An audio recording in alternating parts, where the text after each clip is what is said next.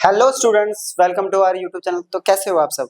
आज हम alternating current की एक और लेक्चर को कंप्लीट करने वाले हैं। आज का जो हमारा टॉपिक होने वाला है वो है ट्रांसफार्मर। इससे पहले हम इसके बाकी सारे टॉपिक्स ऑलरेडी डाल चुके हैं, तो एक बार जाके आप उसको देख लीजिए, लिंक आपको मिल जाएगा डिस्क्रिप्शन में। तो चलिए स्टार्ट करते हैं आज का टॉपिक। तो टॉपिक है हमारा ट्रांसफार्मर। तो बेसिकली ट्रांसफार्मर होता क्या है, तो आप लोगों ने जो खंबे होते हैं वो देखा होगा या पावर हाउस देखा होगा, वहां पे एक ग्रे कलर का या किसी डिफरेंट कलर में भी आजकल आने लगे हैं, तो एक स्ट्रक्चर देखा होगा।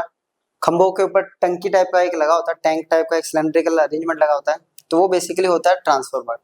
ट्रांसफार्मर का काम क्या होता है, जो ऑल्टरनेटिंग करंट हमारे पास आता है उसकी वैल्यू को अप करना या डाउन करना। सिंपली हम क्या करते हैं, उसकी हेल्प से जो क्या है वहां से जो इनपुट जो वोल्टेज आ रहा है और आउटपुट जो वोल्टेज हमें चाहिए उसके रिस्पेक्ट में कैसा चाहिए, ज्यादा चाहिए या कम चाहिए, तो उसको कन्वर्ट करने के लिए जिस डिवाइस की जरूरत पड़ती है वो डिवाइस हमारा कहलाता है ट्रांसफार्मर। तो बेसिकली ट्रांसफार्मर एक ऐसा डिवाइस है जो ऑल्टरनेटिंग करंट और ऑल्टरनेटिंग ईएमएफ को अप और डाउन करता है, right.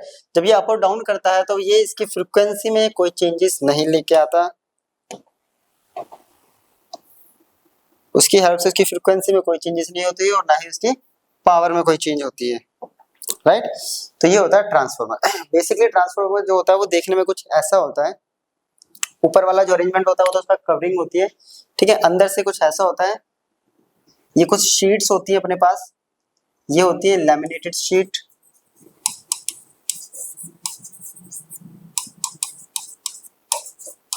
Iron core sheet, right.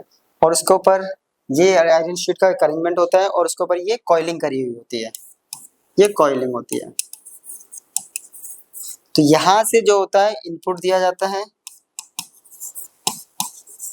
Input EMF जो कि सोर्स है ऑल्टरनेटिंग ईएमएफ का, और यहाँ से हमें आउटपुट मिलता है जो भी लोड होगा हमारे यहाँ पे। लोड मींस फैन चलाना है, रेफ्रिजरेटर चलाना है इसी, तो ये आपको देखने को मिल जाएगा छोटे फॉर्म में, घर में भी मिलता है। जनरली इसको हम यूज करते हैं रेफ्रिजरेटर को कनेक्ट करके, एक बॉक्स होता है, या फिर उसको फिर स्विच, अपना स्विच बोर्ड होता है उसके अंदर कनेक्ट कर देते हैं। या अगर रेफ्रिजरेटर में आजकल लोग थोड़ा अगर नहीं देखने को मिलेगा तो आपको एसी के पास जरूर देखने को मिलेगा। एसी के पास एक बॉक्स होता है, कई सारी कंपनीज का आता है, उस बॉक्स के साथ पहले एसी का वायर उस बॉक्स में जाता है, देन वो बॉक्स जो होता है वो पावर सप्लाई से कनेक्ट होता है। उसका बेसिकली काम क्या है कि कभी अगर क्या होता है वोल्टेज में फ्लक्चुएशन हो जाए किसी भी रीजन से, तो हमारे एसी को कोई प्रॉब्लम नहीं होनी चाहिए। जो भी फ्लक्चुएशन होता है उसको मेंटेन करता है वो, उसे कहते हैं स्टेबलाइजर। उस स्टेबलाइजर के अंदर होता है ट्रांसफार्मर। वो ट्रांसफार्मर क्या करता है, उस फ्लक्चुएशन को मेंटेन करता है, जिससे कि हमारा जो भी डिवाइस हम चला रहे हैं, इलेक्ट्रिकल या इलेक्ट्रॉनिक डिवाइस, वो अपना स्मूथली वर्क करता रहे। तो इस डिवाइस को हम कहते हैं ट्रांसफार्मर। अब याद आया कहाँ देखा आपने, तो छोटे फॉर्म में घरों में ये पाया जाता है जिसको स्टेबलाइजर बोला जाता है। तो स्टेबलाइजर के अंदर बेसिकली ये ट्रांसफार्मर पाया जाता है, ठीक है। अब इसका जो ट्रांसफार्मर जो होता है बेसिकली इसकी वर्किंग के अकॉर्डिंग ये दो टाइप का होता है, एक होता है स्टेप अप और दूसरा होता है स्टेप डाउन। ये जो है ये है step up, step up transformer. Step up का मतलब सिंपली नाम से पता चल रहा है ये लो वोल्टेज को हाई वोल्टेज में कन्वर्ट कर रहा है। तो स्टेप अप मींस कि लो वोल्टेज कन्वर्ट हो रहा है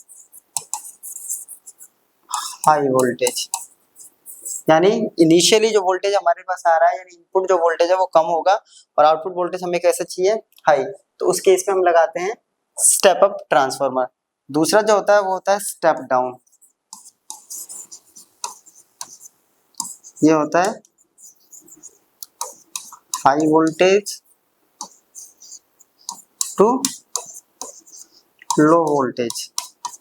सपोज ऐसा हुआ कि सप्लाई की वजह से वोल्टेज की वैल्यू ज्यादा आ गई, अगर वोल्टेज मेंटेन नहीं हुआ तो अब इलेक्ट्रॉनिक जो डिवाइस है हमारे पास, या मोस्टली हमारे पास जितने भी इलेक्ट्रिकल डिवाइस हम होम में अप्लाई करते हैं, मतलब होम अप्लायंसेस हमारी जितने भी होम अप्लायंसेस है, जितने भी हमारे घरों में रखे हुए हैं, वो सारे 220 वोल्ट पे ऑपरेट होते हैं। तो ये क्या करता है 220 वोल्ट मेंटेन रख करके रखता है। अगर सपोज 220 की जगह वहाँ पे 400 आ जाए या 500 वोल्ट आ जाए, राइट, तो उससे क्या होगा, वो जिस अप्लायंस को हमने ऑन कर रखा होगा उस टाइम वर्किंग कंडीशन वो क्या हो जाएगा, खराब हो जाएगा। तो उस चीज के लिए हम यूज करते हैं स्टेप डाउन। यानी ये हाई वोल्टेज को करके लो वोल्टेज पे ले आता है, और लो कितना, अपना जो भी हमारा रिक्वायर्ड वोल्टेज वहां पे चाहिए होता है, और ये लो वोल्टेज को हाई पे कर देता है जितना रिक्वायर्ड चाहिए। ठीक है, ये हो गया। अगर शेप के बेसिस पे हम इसको डिवाइड करें, स्ट्रक्चर के बेसिस पे, तो ये दो टाइप का होता है, कोर टाइप और शेल टाइप। पहला होता है core type. Core type basically होता है कुछ ऐसा,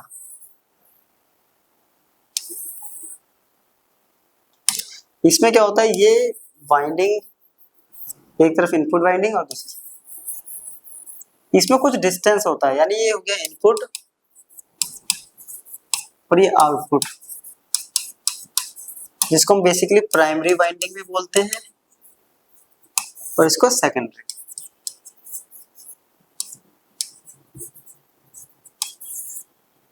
सेकेंडरी वाइंडिंग बोलते हैं। तो ये देखने को मिल जाता है, बहुत सारी स्ट्रिप्स होती है, उसके ऊपर ऐसे बंधा हुआ होता है, इसके बीच में थोड़ा सा गैप होता है। तो ये जो होता है, ये होता है हमारा कोर टाइप, यानी प्राइमरी वाइंडिंग और सेकेंडरी वाइंडिंग जो है अलग अलग आर्म्स पे हमने इनको क्या कर रखा है, लपेटा हुआ है, तो ये हो गया कोर टाइप। दूसरा जो हमारे पास टाइप होता है वो होता है शेल टाइप। ठीक है, अब शेल टाइप कैसा होता है, ये थोड़ा सा अलग होता है।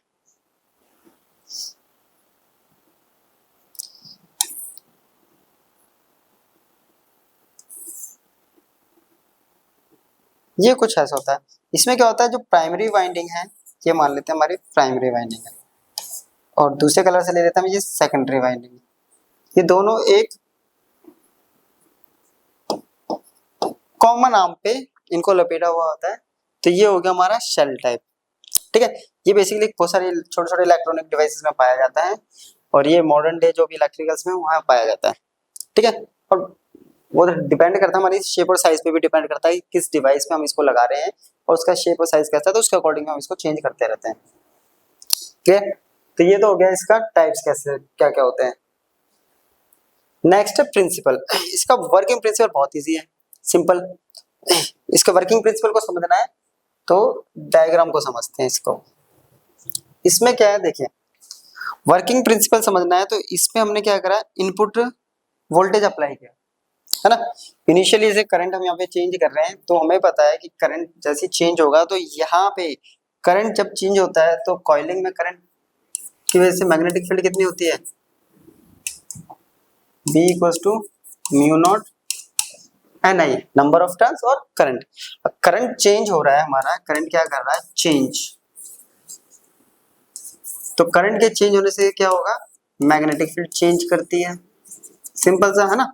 करंट चेंज हो रहा है तो मैग्नेटिक फील्ड जो करंट पे डिपेंड है, करंट चेंज होगा, करंट चेंज होगा तो मैग्नेटिक फील्ड चेंज होगी। मैग्नेटिक फील्ड चेंज होगी तो हमने पढ़ा है फाई इक्वल्स टू BA। अगर B चेंज हो रहा है तो फाई भी क्या कर रहा है, चेंज हो रहा है, सिंपल सा। और चेंज इन फाई यानी फ्लक्स चेंज हो रहा है ना, तो यही होता है इसमें, बेसिकली फ्लक्स चेंज हो रहा है। तो करंट जब चेंज होगा तो फ्लक्स चेंज होगा, और वो फ्लक्स किसके साथ लिंक करेगा, इसके साथ लिंक करेगा, सेकेंडरी कॉइल के साथ। और यहाँ से लिंक करने की वजह से क्या होगा, इसके अंदर भी फ्लक्स चेंज होगा, यानी यहाँ पे फ्लक्स चेंज हो रहा है, उस फ्लक्स चेंज की वजह से EMF क्या होगा, यहाँ इंड्यूस्ड। क्योंकि फैराडे लॉ कहता है E equals to minus d∅dt, rate of change of rate of change of flux is equals to the induced EMF। तो EMF इंड्यूस्ड होगा, तो ये कौन सा फिनोमिना होता है, ये फिनोमिना होता है हमारे पास म्यूचुअल इंडक्शन। तो इसकी वर्किंग बेसिकली डिपेंड करती है म्यूचुअल इंडक्शन पर। ठीक है, तो इसकी वर्किंग किस पे है, म्यूचुअल इंडक्शन। कैसे करती है, तो अभी मैंने आपको बताया B equals to mu not NI चेंज हो रहा है, जिसकी वजह से B चेंज करता है, B चेंज हो रहा है तो फ्लक्स चेंज होता है, क्योंकि फ्लक्स इक्वल्स टू होता है VA। फ्लक्स अगेन क्या करेगा, B चेंज, तो फ्लक्स चेंज, और E इक्वल्स टू होता है चेंज इन फ्लक्स, तो EMF इंड्यूस्ड। और EMF इंड्यूस क्या कर रही है, लिंक कर रही है। तो प्राइमरी का जो EMF है वो लिंक कर रहा है सेकेंडरी के साथ, तो इस फिनोमेना को कहते हैं म्यूचुअल इंडक्शन। तो बेसिकली ये पूरा का पूरा जो हमारा कॉन्सेप्ट है इसमें इलेक्ट्रोमैग्नेटिक इंडक्शन का कॉन्सेप्ट चलेंगे, है ना, ये तो समझ में आ गया। तो म्यूचुअल इंडक्शन पे इसकी प्रिंसिपल डिपेंड करती है। चलिए हो गया। नेक्स्ट है इसका कंस्ट्रक्शन। तो मैंने यहाँ थोड़ा सा पहले ही बना दिया अपना टाइम बचाने के लिए, कुछ नहीं करना, एक क्यूबॉइड बनाएंगे। और ये होता क्या है पहले इसको समझते हैं। देखिए ये है हमारे पास लैमिनेटेड आयरन कोर शीट्स। कैसे शीट्स हैं? लैमिनेट। तो मानते हैं ये शीट है हमारे पास एक इस शेप की, ये एक शीट है। इसके ऊपर क्या करते हैं, जैसे कि इसके ऊपर यहाँ पे इसको लैमिनेट कर देते हैं बोथ साइड से। किससे लैमिनेट करते हैं? तो वार्निश से मटेरियल आता है वार्निश, उससे इसको लैमिनेट कर देते हैं। ये वार्निश क्या होता है? एक इंसुलेटर होता है। इसने इसको इंसुलेटेड कर दिया है ना, इंसुलेटेड हो गया और इनको हमने ऐसे चिपका दिया, ठीक है। और सेम ये होती है हमारे पास कॉपर वायर। अब ये कॉपर वायर भी कैसी होती है? इंसुलेटेड। इसके ऊपर भी वार्निश की लेयर होती है जिससे कि शॉर्ट सर्किट ना हो, ठीक है।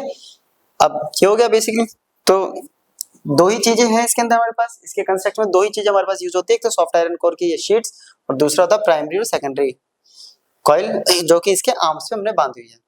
तो ये है अपने पास प्राइमरी कॉइल, ठीक है, primary coil coil. This one is secondary coil.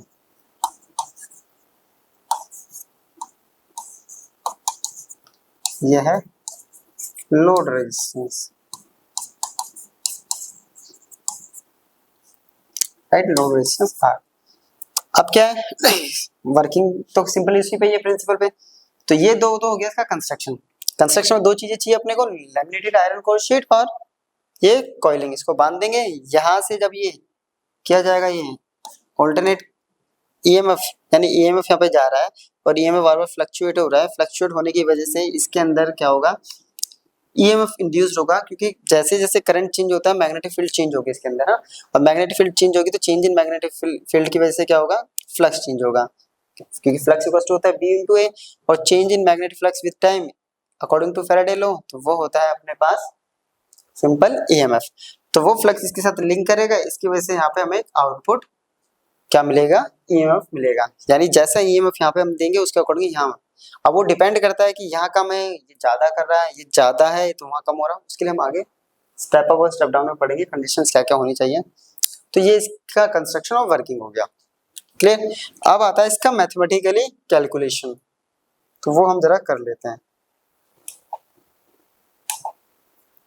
तो कैलकुलेशन,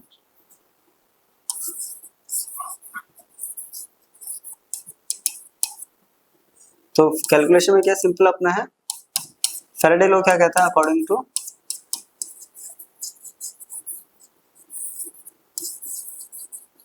फैराडे लॉ क्या कहता है, तो E इक्वल्स टू होता है simple minus d phi by d t एक टर्न के लिए। n टर्न के लिए होता है, for n turns E equals to हो गया minus n d phi by d t, clear. तो यहाँ हम कर मान लेते हैं कि जो हमारा प्राइमरी कॉइल है इसके पास टर्न है NP और सेकेंडरी कॉइल के पास टर्न्स है NS, क्लियर, NP और NS। तो पहले हम निकाल देते हैं इंड्यूस्ड EMF फॉर प्राइमरी। तो EP इक्वल्स टू क्या हो जाएगा, minus NP d phi by d t, ठीक है। सिमिलरली सेकेंडरी क्या होगा, ES equals to minus NS d phi by d t. ये दो इक्वेशन हमारे पास यहाँ पे आ गई, तो दोनों इक्वेशन को डिवाइड कर देते हैं। EP बाय में ES इक्वल्स टू क्या हो गया, माइनस NP d5/dt अपॉन में माइनस NS और d5/dt। माइनस से माइनस खत्म, d5/dt से dt खत्म, तो अपने पास आ गया EP/ES इक्वल्स टू NP/NS। तो ये आ गया एक कॉन्सेप्ट, सिंपल सा है ना, कि प्राइमरी कॉइल यानी E और N एक दूसरे का डायरेक्टली प्रोपोर्शनल है दोनों ही केसेस में, प्राइमरी में भी और सेकेंडरी में भी। तो अब यहाँ से हम जब भी हमें कैलकुलेट करना था सिंपल डायरेक्ट प्रोपोर्शनल का, और इसको अगर क्योंकि हमें निकालना होता सेकेंडरी, तो इसको रिवर्स कर देते हैं, इन्वर्स करते हैं, इसको इन्वर्स करेंगे तो ES अपॉन में EP equals to NS upon में NP। अब यहाँ पे जो ये NS अपॉन में NP है, इसको कहते हैं transformation ratio.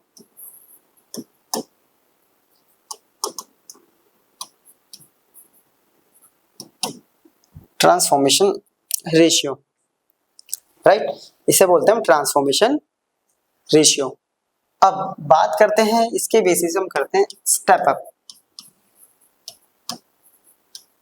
Step up transformer, step up में हमें क्या चाहिए होता है कि जो सेकेंडरी का पोटेंशियल जो EMF है वो ज्यादा होना चाहिए प्राइमरी से, राइट, सेकेंडरी का जो है वो प्राइमरी से ज्यादा होना चाहिए। तो अगर सेकेंडरी का EMF प्राइमरी से ज्यादा है तो NS यहाँ पे क्या होगा, NP से ज्यादा, सिंपल सा है ना, क्योंकि दोनों डायरेक्टली प्रोपोर्शनल है। तो इस केस में जो रेशियो आएगा, सॉरी रेशियो मैंने उल्टा कर दिया, ये NS अपॉन में NP होगा, NS अपॉन में NP। तो NS अपॉन में NP जो आएगा वो क्या आएगा, लेस देन 1 और ग्रेटर देन 1। ऊपर वाली वैल्यू बड़ी है यानी न्यूमरेटर बड़ा है, डिनोमिनेटर छोटा है, तो इज ग्रेटर देन 1। तो ये हो गया स्टेप अप ट्रांसफार्मर के लिए, राइट, इसको एक बार नोट कर लीजिए। अगर बात करें हम step down transfer,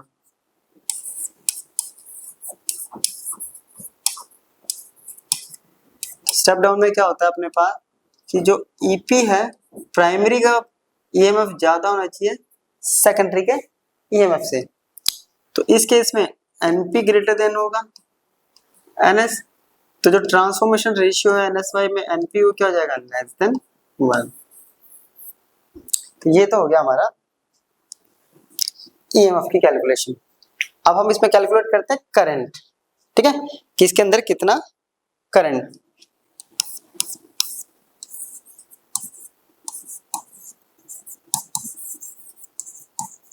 current flow through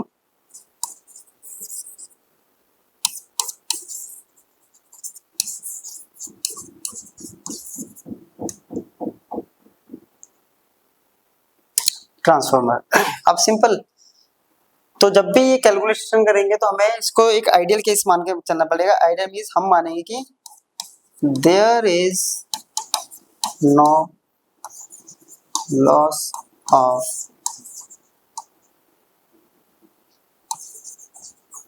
energy in the form of heat. हम मानेंगे कि यहाँ एनर्जी का कोई लॉस नहीं हो रहा है ना, लॉस नहीं हो रहा मतलब जितनी पावर इनपुट पे है, सिंपल सा एनर्जी कंजर्वेशन हो गया, उतना ही पावर क्या कर रही है आउटपुट को मिल रही है। जितनी पावर इनपुट के पास है उतनी ही पावर क्या आउटपुट कॉइल के पास है। तो ये सिंपली होता है अपने पास EP IP equals to input ES IS। अब रिलेशन निकालते हैं ES बाय में EP, इसको तो लेके आएंगे, तो ES बाय में EP, यहाँ क्या बच गया IP बाय में IS। It means ES E और I एक दूसरे के इनवर्स आ रहे हैं ना, यानी I बढ़ रहा है तो E कम हो रहा है। और साथ साथ हमने पढ़ा था ES अपॉन में EP जो होता है वो होता है NS अपॉन में NP। तो ये क्या बन गया IP अपॉन में। तो जैसा हमारे पास कॉन्सेप्ट होगा उसके अकॉर्डिंग हम इसमें से वो पेयर पिक कर लेंगे, है ना। कैलकुलेशन हमें क्या करना है, इसको देख के तो करना है, जैसा कॉन्सेप्ट होगा उसके अकॉर्डिंग हम इसको पिक कर लेंगे। अब फिर से इसकी बेसिस पे अगर स्टेप अप और स्टेप डाउन एक्सप्लेन करें, स्टेप अप अभी बताया था हमें, ये रिलेशन आया है, पता है ES इज ग्रेटर देन होना चाहिए EP, तो आईपी कैसा होना चाहिए, ग्रेटर देन आईएस, है ना। ये ज्यादा होगा तो ये कम होगा, ये कम होगा तो मतलब ये ज्यादा होना चाहिए, सिंपल सा। ये इससे ज्यादा है तो आईपी और आईएस इनवर्सली है तो ये हो गया। जबकि स्टेप डाउन में क्या होगा अपने पास,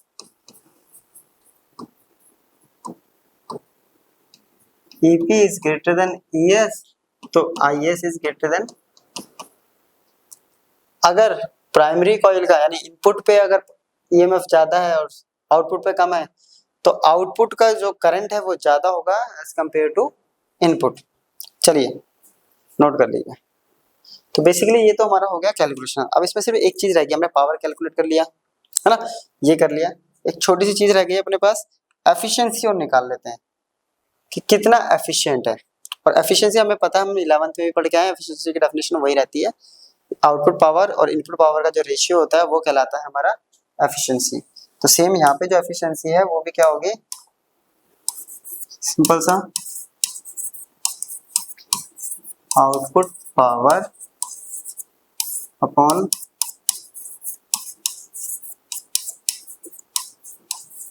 इनपुट पावर।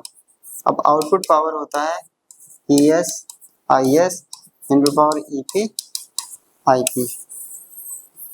और अगर बात करें परसेंटेज में तो क्या कर देंगे, सिंपल सा ES IS EP IP into, तो इससे इसकी एफिशिएंसी कैलकुलेट हो जाएगी परसेंटेज में भी, है ना, परसेंटेज।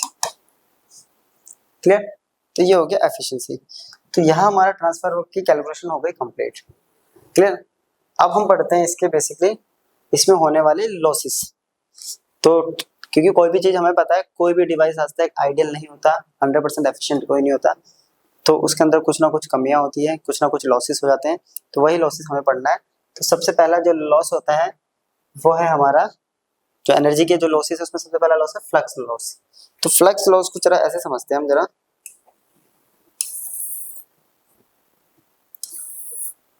अब इसमें क्या है, फ्लक्स लॉस समझते हैं जरा। ये एक कॉइल है ना, प्राइमरी सेकेंडरी।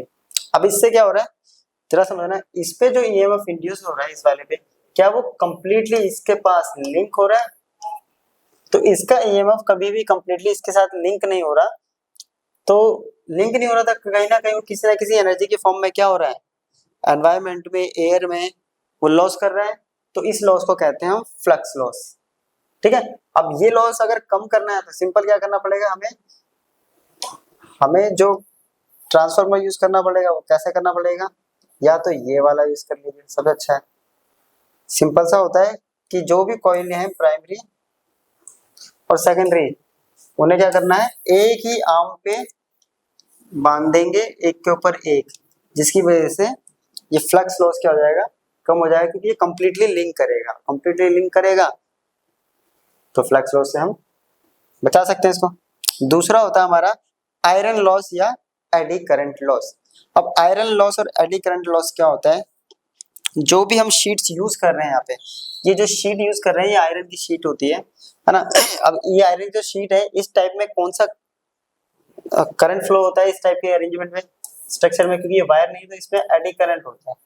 अब एडी करंट इसके अंदर फ्लो होता है, ठीक है। अब एडी करंट की वजह से क्या होता है, ये जो आयरन होती है ये हीट कर जाती है।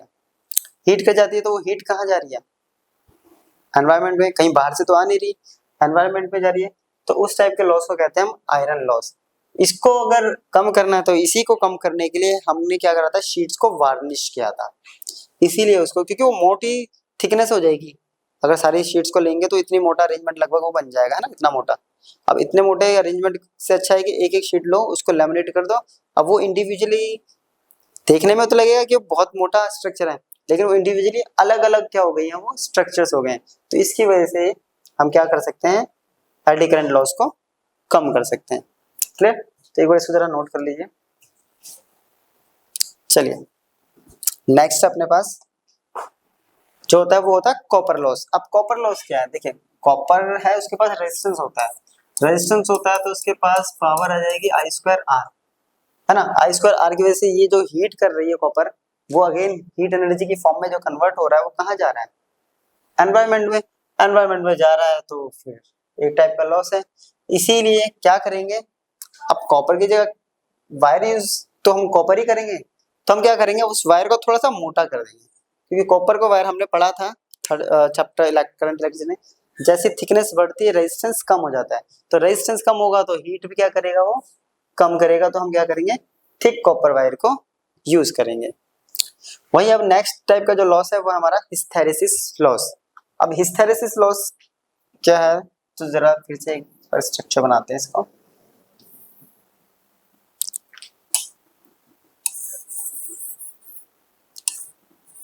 ये है अल्टरनेट करंट, है ना।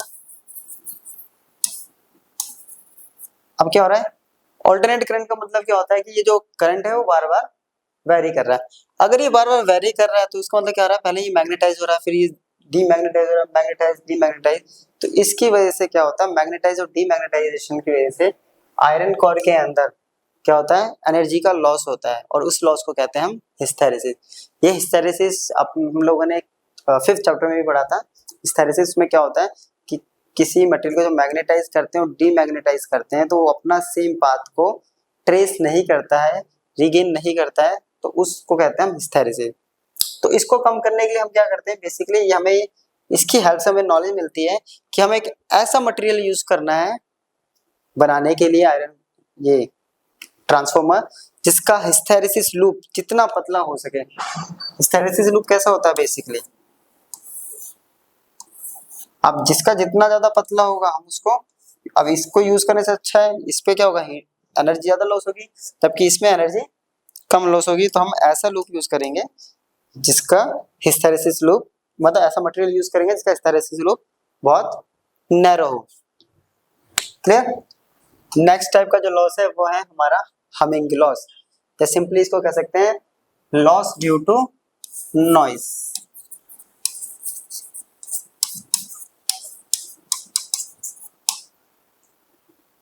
क्लियर। तो ये लॉस जो होगा आप लोगों ने ऑब्जर्व किया होगा अपने आसपास, जो भी हमारे पास पोल्स होते हैं वहाँ आवाज आती रहती है humming sound. Actually humming sound क्यों आती है, क्योंकि कोर जो मटेरियल हमने बनाया है लैमिनेटेड शीट्स, जो कोर मटेरियल हमने बनाया है, तो ड्यू टू सबसे मेन रीजन है ये रहा, एक्सपेंड करता है इस ऑल्टरनेट वोल्टेज। वोल्टेज बार बार चेंज हो रहा है, बार बार चेंज हो रहा है तो हीट होता है ना, इंक्रीज कर रहा है तो वोल्टेज हीट हो रहा है, हीट हो रहा है तो पार्टिकल्स वाइब्रेट करते हैं, वाइब्रेट करते हैं तो पार्टिकल जब भी वाइब्रेट करता है तो क्या, कोई भी जो मटेरियल होता है वो क्या करता है, एक्सपेंड करता है। फिर जब जैसे वोल्टेज डाउन जाता है तो वाइब्रेशन कम होता है तो वो फिर कॉन्ट्रैक्ट करता है, एक्सपेंड कॉन्ट्रैक्ट एक्सपेंड कॉन्ट्रैक्ट। तो इस फिनोमेना को कहते हैं मैग्नेटोस्ट्रिक्शन। तो इस एक्सपेंड और कॉन्ट्रैक्ट की वजह से ही बेसिकली क्या करते हैं, होता है हमारा एक साउंड यानी नॉइस होती रहती है। और नॉइस कहाँ से आ रही है, इस एक्सपेंशन और कॉन्ट्रैक्शन की वजह से, और वो नॉइस क्या होती है एनवायरनमेंट में जाकर लॉस जाती है। तो ये भी एक टाइप का लॉस हो गया अपना। क्लियर। चलिए नेक्स्ट टॉपिक यूजेस। तो यूजेस तो मैंने आपको इनिशियली बता दिया था, रेफ्रिजरेटर, टीवी, एयर कंडीशनर, ठीक है बेसिकली। और छोटे छोटे से हमारे टेलीफोन रिसीवर्स हो गए, और इलेक्ट्रॉनिक गैजेट्स के अंदर बहुत छोटे छोटे से ट्रांसफार्मर यूज होते हैं, वहाँ इनको यूज किया जाता है। हाँ ये एक यूज है जो आपको बेसिकली काफी ज्यादा है कि transmission of power. Transmission of power यानी जब जो मेन स्टेशन होता है, जो घरों के आसपास एक पावर हाउस बने होते हैं, वहां से खंबे, फिर खंबे से हमारे घर तक आ रहा है ना। तो क्या होता है बेसिकली, ये एक पावर हाउस होता है हमारे पास,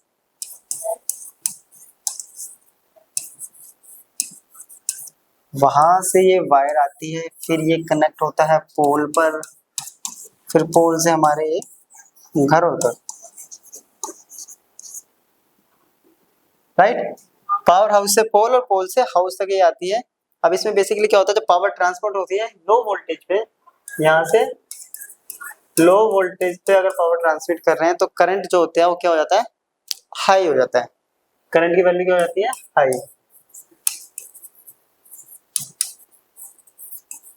करंट की वैल्यू हाई होने की वजह से, तो हमें पता है जूल्स लॉ ऑफ हीटिंग की वजह से, आई अगर इंक्रीज करेगा तो हीट ज्यादा होगा, और हीट ज्यादा होगा तो वो हीट एनवायरनमेंट में लॉस हो जाती है। इस चीज को करने के लिए हम क्या करते हैं, वोल्टेज को इंक्रीज करते हैं, वी को इंक्रीज करते हैं, जिससे करंट डिक्रीज हो जाता है। करंट डिक्रीज हो जाएगा तो ये लॉस कम हो जाएगा। तो इस चीज को करने के लिए हम क्या करते हैं, ट्रांसफार्मर का यूज करते हैं, क्योंकि ये कम ज्यादा कौन करेगा, ये कम ज्यादा करेगा कौन, ये करेगा ट्रांसफार्मर। इसलिए वो बीच बीच में छोटे छोटे से सब स्टेशन कहते हैं उनको, छोटे छोटे से ट्रांसफार्मर बीच बीच में लगाया जाता है हर पोल पे, जिसकी वजह से हीट लॉस कम हो, और हीट लॉस कम होगा तो हमारे पास रिक्वायर्ड पोटेंशियल या रिक्वायर्ड ईएमएफ हमारे घर तक पहुंच जाएगा। तो ये है बेसिकली अपना ट्रांसफार्मर। क्लियर, नोट कर लीजिए इसको। तो यहाँ हमारा ट्रांसफार्मर जो है वो खत्म हो गया है। अब हम कुछ इस पे क्या करते हैं, कुछ क्वेश्चंस प्रैक्टिस कर लेते हैं, ठीक है, जिससे हमारे लिए एग्जाम से थोड़ी सी दिक्कत खत्म हो जाएगी। तो पहला क्वेश्चन अपना कह रहा था, primary coil of an ideal step up transformer has 100 turns and transformation ratio is also 100. The input voltage and power are respectively 220 volt and 1100 volt. Calculate number of turns in secondary, current in primary, voltage across secondary, current in secondary, power in secondary. मतलब इसमें सब कुछ ही हमें यहाँ पे calculate करना। Question को दोबारा समझते हैं, देखिए। प्राइमरी कॉइल है एक आइडियल स्टेप अप ट्रांसफार्मर का, जिसके अंदर टर्न है 100, ठीक है, टर्न दे रखिए 100, किसका, प्राइमरी के। तो एनपी जो दे रखा है उसको लिखते जाते हैं, जबकि ट्रांसफॉर्मेशन रेशियो एनएस अपॉन में एनपी इक्वल्स टू 100, राइट। और इनपुट वोल्टेज दे रखी है ईपी 220 वोल्ट, और इनपुट पावर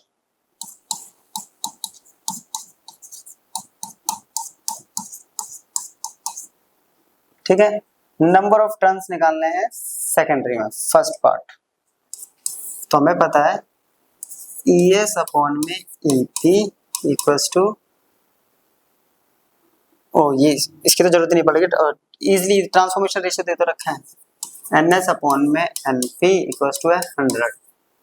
क्लियर, ये गिवन है, NP की वैल्यू भी गिवन है, तो NS कितना हो गया, मल्टीप्लाई करेंगे 10,000। सेकंड पार्ट, सेकंड पार्ट बोल रहा है current in primary, current in primary, ठीक है, करंट इन प्राइमरी। अब प्राइमरी के लिए यहाँ पे देखो कॉन्सेप्ट होता है एस अपॉन में NP equals to IP upon में आईएस, वो तो लगेगा नहीं क्योंकि हमारे पास ना ही आईएस है ना ही, लेकिन यहाँ पे हमें पावर दे रखा है इनपुट, जो कि होता है ईपी आईपी के। ईपी गिवन है, पी इनपुट गिवन है, आईपी निकल जाएगा, तो आईपी कितना हो गया अपने पास, पी इनपुट अपॉन में ईपी। पी इनपुट कितना है 1100, ईपी कितना है 220, तो आईपी इक्वल्स टू 1100 220, 11 से जाएगा 10 पे, जाएगा 2 पे, तो आईपी कितना आ गया 5 एम्पियर, ठीक है, 2 5 जा 10, 5 एम्पियर, दो निकल गया कैलकुलेट।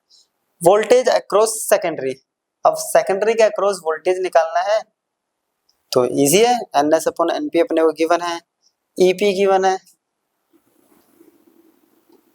थर्ड, तो एनएस अपॉन में NP equals to ES upon में ईपी, तो ईएस इक्वल्स टू हो जाएगा एनएस अपॉन में NP into EP. NS upon में एनपी है 100, ईपी है 220, तो वैल्यू आ गई 22000 वोल्ट। क्लियर, नेक्स्ट बोल रहा है करंट इन सेकेंडरी। क्लियर, अब करंट इन निकालना है सेकेंडरी, तो करंट के लिए भी अपने पास कॉन्सेप्ट है कि ES अपॉन में EP equals to IP upon में IS, ठीक है। तो करंट IS निकालना है तो इसको इधर लेके जाएंगे EP मल्टीप्लाई ES डिवाइड, तो IS इक्वल्स टू यहाँ बच गया IP इंटू EP और अपॉन में ES।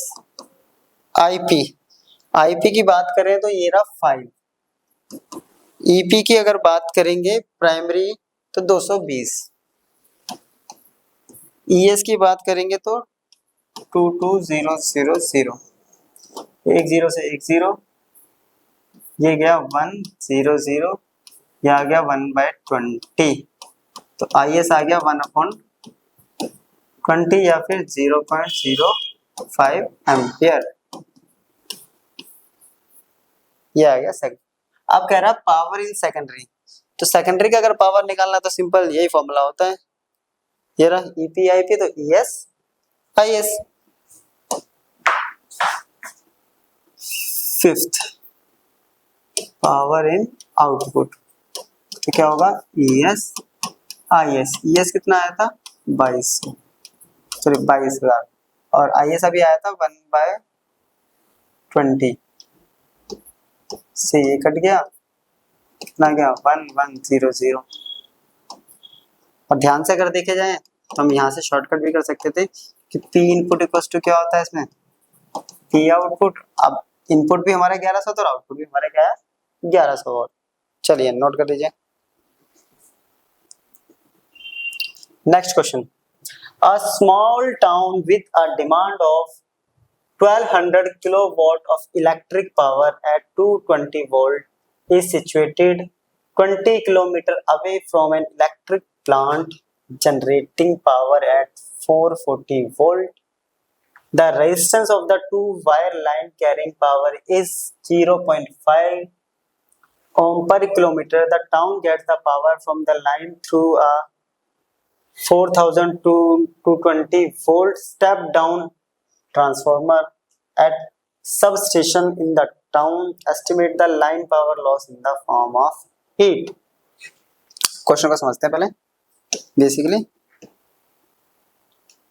क्वेश्चन क्या बोला है कि एक स्मॉल टाउन है, उसकी जो डिमांड है वो है 1200 किलोवाट की इलेक्ट्रिक पावर की, ठीक है, और 220 वोल्ट पर। वो 20 किलोमीटर दूर है वहां से किसी इलेक्ट्रिक प्लांट से जो कि पावर जनरेट कर रहा है 440 वोल्ट पर, और रेजिस्टेंस जो है जो उस पावर को लेके आ रही है, जिस वायर लेके आ रही है उसका रेजिस्टेंस अपने को दे रखा है 0.5 ओम 1 किलोमीटर का इतना। तो 20 किलोमीटर का कितना हो गया मल्टीप्लाई 20, और दो वायर है तो 2 से मल्टीप्लाई कर देंगे, है ना। और टाउन को जो पावर मिल रही है वो मिल रही है 400 इतने वोल्ट पे, यानी ये हो गया स्टेप डाउन, ये इनिशियल हो गया और ये फाइनल हो गया सबस्टेशन से। तो हमें लाइन पावर लॉस, तो पावर लॉस जो होता है वो बेसिकली होता है अपने पास I² R। तो ये चीज हमें यहाँ पे कैलकुलेट करनी है, ठीक है। P कितना है अपने पास 1200 किलोवाट, जिसको सॉल्व करेंगे तो क्या आएगा 1200 तो 10⁻3। सप्लाई वोल्टेज कितना है यहाँ पे वो दे रखा है 440, सप्लाई वोल्टेज दे रखा है, ठीक है। रेजिस्टेंस अपने को कितना दे रखा है 0.5 ओम पर किलोमीटर। अब यहाँ पे हमें इनपुट जो है, जो ट्रांसफार्मर गांव में आ रहा है हमारे, उसका इनपुट कितना दे रखा है हमें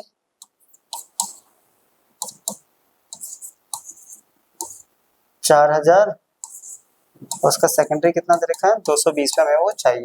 तो ये स्टेप डाउन हो गया ट्रांसफार्मर, है ना, साफ पता चल रहा है स्टेप डाउन, तो बोला भी हुआ है हमें स्टेप डाउन ट्रांसफार्मर।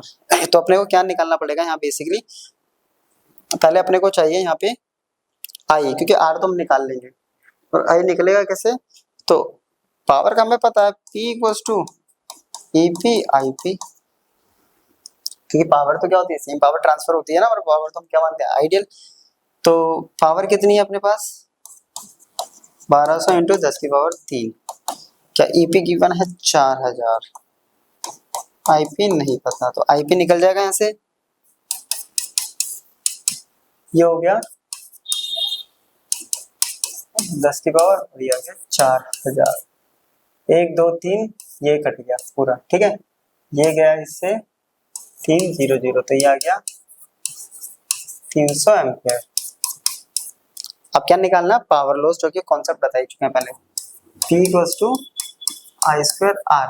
अब I कितना है तो 300 का स्क्वायर यानी 300 इंटू, बात आती है रेजिस्टेंस की, रेजिस्टेंस कितना है 0.5, 1 किलोमीटर का, कितने किलोमीटर है 20, कितने चक्कर लग वायर है 2, सिंपल सा है ना। नीचे आ गया 10, इससे ये गया। अब क्या करना है अपने को, सिंपल इसको मल्टीप्लाई करना है 9 जा 9, 1 2 3 4 तो 10 की पावर 4, 2 5 जा 10 आ गया 10 और एक आ गया 2, ये आ गया 8, 2 9 जा 18 इंटू 10 की पावर 5। तो इतना क्या होगा अपने पास पावर लॉस होगा इन द फॉर्म ऑफ हीट। ठीक है, क्लियर? तो ये आंसर अपना आ जाएगा। चलिए नोट कर लीजिए। नेक्स्ट क्वेश्चन कह रहा है एक स्टेप डाउन ट्रांसफार्मर है, वो ऑपरेट कर रहा है इतने किलोवोल्ट लाइन पर, ठीक है। It supplies a load with इतना, the ratio of the primary winding to the secondary winding is 10:1। If the transformation is 90% efficient, calculate the power output. एक step down power output, voltage output और secondary, यानी अपने को दे रखा है एक स्टेप डाउन ट्रांसफार्मर है, तो ईपी अपने पास हो गया 2.5 किलो, हटाएंगे तो 10 की पावर 3 वोल्ट, जबकि इसका करंट जो है वो अपने को दे रखा है 20 ampere. Primary winding to the secondary winding यानी एनपी अपॉन में एनएस जो है वो है 10:1, ये गिवन है ना। तो और एफिशिएंसी कितनी है इसकी 90%। क्या निकालना अपने को पावर आउटपुट। चलिए पावर आउटपुट इनपुट पावर, चलिए फर्स्ट पावर आउटपुट। तो एफिशिएंसी इक्वल टू क्या होता है output power upon input power. कितने परसेंट एफिशिएंट है 90, परसेंटेज हटाएंगे 100, पी आउटपुट यहां से मिल जाएगा। इनपुट क्या होता है ईपी आईपी, ईपी गिवन है आईपी गिवन है, तो बस पी आउटपुट इक्वल टू क्या होगा 90 अपॉन में 100 इंटू ईपी 2.5 इंटू 10 की पावर 3 आईपी इंटू 20। पॉइंट हटाएंगे ये लगा, इससे ये खत्म है ना, सिंपल सा। इससे एक 0, इससे एक गया 2, 2 टू 4, 4 इंटू 25 100, तो ये आ गया 9, 100 इंटू सॉरी 2 इंटू 50 और 10 की पावर 2, ये तो इसकी है 10 की पावर 2, ठीक है। 9 5 जा 45 इंटू 10 की पावर 3 वॉट, क्लियर। तो ये आ गया आउटपुट पावर। सेकंड क्या बोल रहा है output voltage ES, transformation ratio दे रखा है, तो अपने पास होता है कि ईएस अपॉन में EP equals to NS upon में एमपी।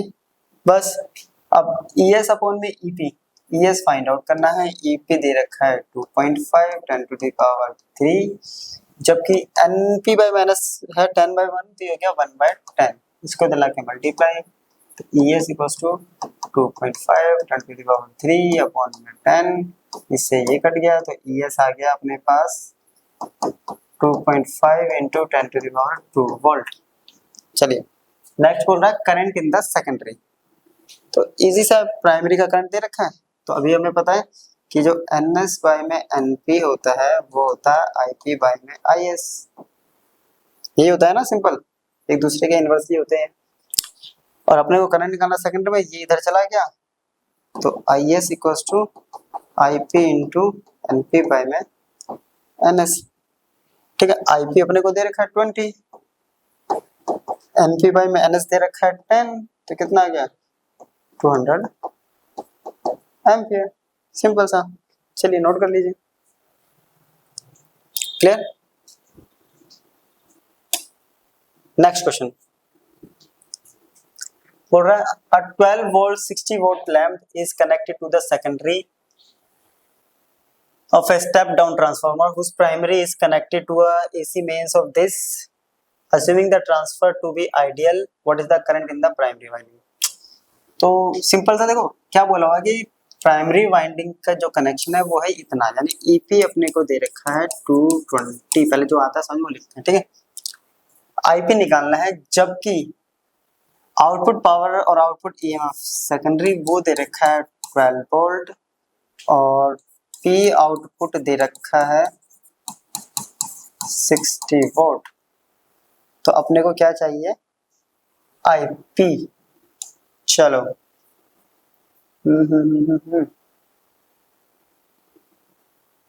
और इस क्या करा, ट्रांसफार्मर कैसा सेलेक्ट करना है, जिम करना है आइडियल। इसका मतलब क्या है कि P input equals to P output, ये होता है ना आइडियल का केस। और P इनपुट क्या होगा, AP IP, और P आउटपुट अपने को दे रखा है 60 वोल्ट।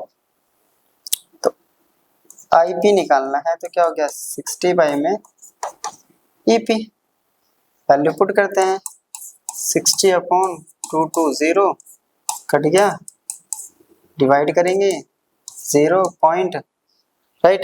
अभी कितने बजाएगा वो देखना है, 22 इसका डबल करूंगा तो मैं लगभग 120, है ना। तो 22 से जाना चाहिए, 22 की जरूरत होती है, आ रहा है 2 पर 0.2, पहले कहाँ से मिल रहा है, तो ये आ रहा है 0.27, ये आ गया ऑप्शन। लो ऑप्शन अपना फोर्थ करेक्ट। चलिए next question. In ideal transformer the turn ratio अपने को दे रखा है, the ratio VS by VP is equal to the, तो NP बाई में NS इक्वल्स टू होता है VS अपॉन में VP। सिंपल सा, सॉरी उल्टा कर दिया हमने, ये होता है VP अपॉन में VS। NP बाई में NS अगर 1/2 है तो VP बाई में VS हो गया 1/2। अपने को निकालना है VS बाई में VP, तो VS बाई में VP equals to 2/1, that is 2:1। तो ये ऑप्शन करेक्ट हो गया। Next question, a power transmission line feeds input power at 2300 volt to a step down transformer with its primary winding having 4000 turns. The output power is delivered at 220 volt by the transformer if the current in the primary of the transformer is 5 ampere and its efficiency is 90%. The output current क्या कह रहा है, एक power transmission line है जो input voltage कितना है उसका 2300 वोल्ट, 2300 वोल्ट, एक स्टेप डाउन ट्रांसफार्मर, जबकि उसमें प्राइमरी वाइंडिंग कितना टर्न है, NP है 4000 टर्न्स। आउटपुट पावर जो दे रहा है, आउटपुट पावर वो डिलीवर कर रहा है कितने वोल्टेज पे, तो वो दे रहा है 230 वोल्ट पे, जबकि प्राइमरी में करंट अपने को दे रखा है 5 एम्पियर, है ना। और ये पूरा ट्रांसफार्मर जो है वो 90% एफिशिएंट है। तो क्या निकाला, आउटपुट करंट, आउटपुट करंट निकालना है। चलो इसका यूज करते हैं रेशियो का, तो इसका दूसरा नहीं दे रखा,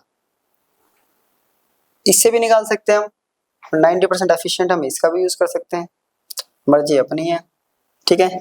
तो हमने पढ़ा हुआ है कि efficiency equals to P output upon P input, ये है 90/100, P output ES IS EP IP, right. अब ES गिवन है अपने को तो 230, IS निकालना है, राइट। EP गिवन है 2300, IP गिवन है 5 एम्पियर, ये है 90/100। तो सबको इधर ले आओ, 90/100, ये टर्म इधर जाके मल्टीप्लाई 2300 इंटू 5, ये इधर आके डिवाइड 230, ये गया तो बच गया 10, ये गया बच गया 10, ये गया बच गया 2 को डिवाइड करेंगे तो 45। तो क्या 45 अपने पास ऑप्शन है, yes, option B is correct. चलिए नोट कर लीजिए। तो ये थी हमारी आज की लेक्चर, जो कि हमारा पूरा टोटली बेस था ट्रांसफार्मर पर, जिसमें हमने ट्रांसफार्मर की वर्किंग क्या होता है, स्टेप अप स्टेप डाउन क्या होते हैं, किस टाइप के इनका स्ट्रक्चर होता है, कैसे बनाया जाता है, लॉसेस क्या होते हैं, यूजेस, और उसमें कुछ न्यूमेरिकल। तो यहाँ पे हमने इस टॉपिक को कवर कर दिया है। तो नेक्स्ट क्लास में नए टॉपिक्स के साथ मिलते हैं, तब तक के लिए गुड बाय।